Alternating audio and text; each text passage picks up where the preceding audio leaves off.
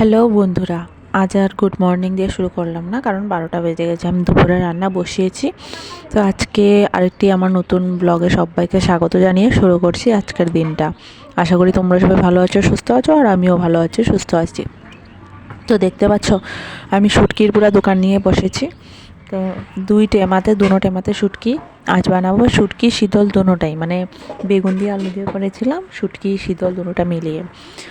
তো চলো সারাদিন সাথে থাকো আর আমাকে একটু সাপোর্ট করো। আর আমার এখানে শুটকি নিয়ে বসা দেখে না আমাদের মিনিটা ওই দেখো সামনে খালি ঘোরাঘুরি করছে। তো ও গন্ধ পাচ্ছিল। ও শুটকি মাংস থেকে শুটকি অনেক ভালোবাসে, আর দুধ তো একদমই খায় না। তো দেখো ওর অবস্থা, ওইদিকে হাঁটাহাঁটি করছে।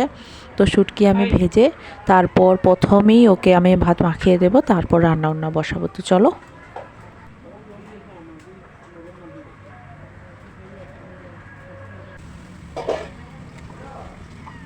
তো এই যে দেখো, কাঁচা শুটকি খেলে যেহেতু ওর মানে প্রবলেম হবে, পেটে গন্ডগোল হবে, তার জন্য আমি কাঁচা শুটকিটা খেতে দিচ্ছি না, ছড়িয়ে রাখছি। শুধু পারলে দিতে পারি আমি কাঁচা শুটকি, কিন্তু খেতে দেবো না, কারণ ও মানে পটি চটি করবে, পরে ঘর নোংরা করবে। যেহেতু ও ঘর নোংরা করে না, সব বাইরে গিয়ে করে, তো তার জন্য আমি ওকে কাঁচা কিছু খেতে দিই না, মাছ কো শুটকি কো কিছুই না।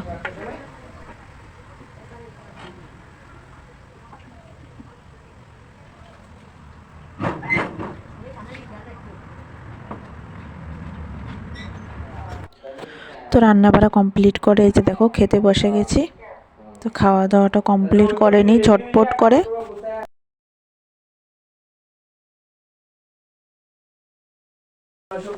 তো এই যে অনলাইন থেকে অল্প আগে মাল আসলো, এখন দিয়ে গেল। আমাদের বেশিরভাগ অনলাইন থেকে শপিং করা হয়, রেশন টেশন সব কিছু।